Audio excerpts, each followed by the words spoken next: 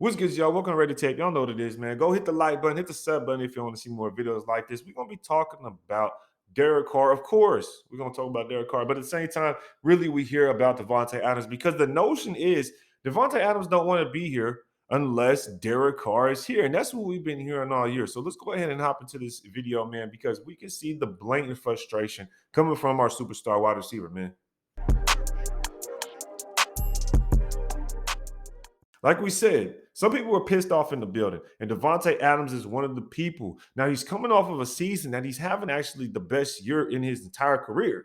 Just coincidentally, he's being upset about the fact that we're losing. So I think that shows a lot by him being that he's a team player. He doesn't care about those stats. He doesn't care about the individual things. He just wants to win football games. And right now, that's not what the Raiders are doing. Now, it's probably because the quarterback isn't playing at a very high level. You have one of the better running backs, you have one of the better receivers. The offensive line is blocking average, at the least, blocking at average. Then you talk about the quarterback position where it is lacking. Now, one thing I do want to bring up is that you can see the frustration from Davante Adams. You can tell that he's pissed off. He doesn't even talk after the games anymore. He used to come out and speak in the post-game pressers. Now he don't do it anymore. He hasn't done it for several weeks at this point. And then you talk about the conversation between the Raiders fans and just in general, the Raider fans in general. They're starting to come together. People are starting to see and it's starting to click. Okay, now it's time to move on from Derek Carr. But all season we heard how Davante Adams came here for Derek Carr. That's the whole reason he came. He wasn't sure about what was going to happen in Green Bay with Aaron Rodgers. So he's like, okay, let me go ahead and make a decision. Green Bay was willing to pay him just as much.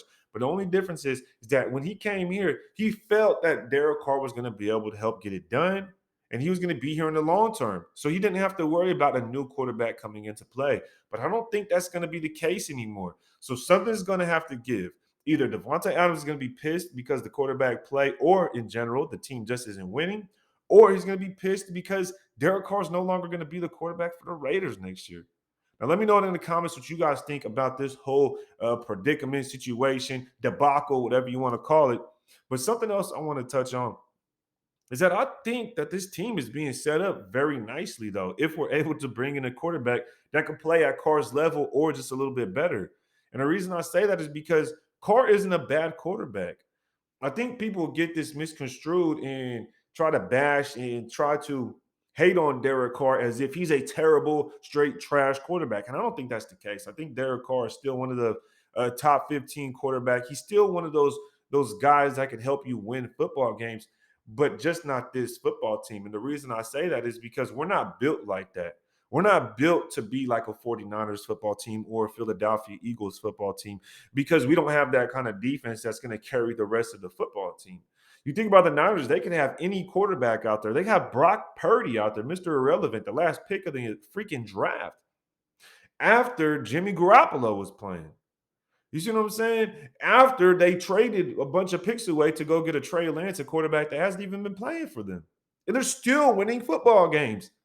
But you think about it, we have the same quarterback for 9 freaking years that's supposed to be consistent, that's supposed to be good, and we're losing games. So it just goes to show you there's more than one way to go out there and win football games. There's more than one way to build a football team. And I believe this team is being built to stack the chips, especially on the defensive side of the football, because you save money from Derek Carr. And I'm going to talk about this a little later, but if Chandler Jones retires, we would save a boatload of money between him and Derek Carr. Plus, we get all our draft picks coming up.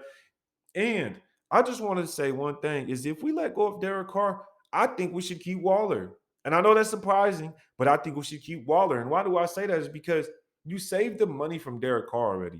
You might as well keep the money allocated on the offense at that point. Just leave it there. Because you saved $35 million by letting go of Derek Carr. Technically, it's like 30 because there's a $5 million penalty. So you get about $30 million saved.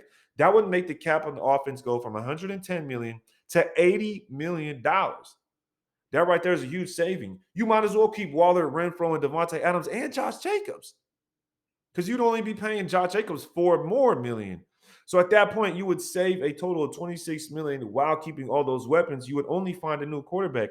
And what better would it be to than have a quarterback come in with all these weapons? With all these weapons, especially if it's a young quarterback, that's only going to help him. having a good running back, having a star wide receiver, and having an outlet like a Waller tied in, a third in Renfro. And that's not even contributing a bunch to the offense because we wouldn't even have to add anything besides a quarterback. And obviously, like I talked about, we wouldn't have to go out there and spend a bunch for a quarterback. We just need somebody to come in and be able to give the ball to Jacobs, right? Be able to toss the ball to Adams. Now, on the flip side, you talk about defense and not to break down the whole team, but we'd have all our draft picks and we'd have nearly like $50 million left in cap to go out there and build it. So what's more exciting than that than going into 2023, seeing that this team is loaded on the offense side of the ball still, because we'd only be missing one player in Derek Carr, the quarterback, and on the defense side of the ball, we'd have all our picks and cap money to go stack it up to surround Nate Hobbs, Max Crosby, Trayvon Merrick, Masterson, who I think is starting to come on, Tyler Hall starting to come on. Then we have our dudes, two young rookie defensive tackles, and Matthew Butler and Neil Farrell Jr. So there's a lot to look forward in this next coming year, man. Let me know what you guys think down in the comments. What's going on with this football team? Is Davante Adams gonna be mad regardless of what happens because he came here for Derek Carr? And if he leaves, then he's gonna be mad because he wanted to play with Derek Carr. But at the same time, I don't think he's happy with how he's been playing. Let me know down in the comments what you guys think. Don't forget to rate that like button. Go hit that like button, y'all. Appreciate y'all tuning in. Till next time, man. Rate the tape.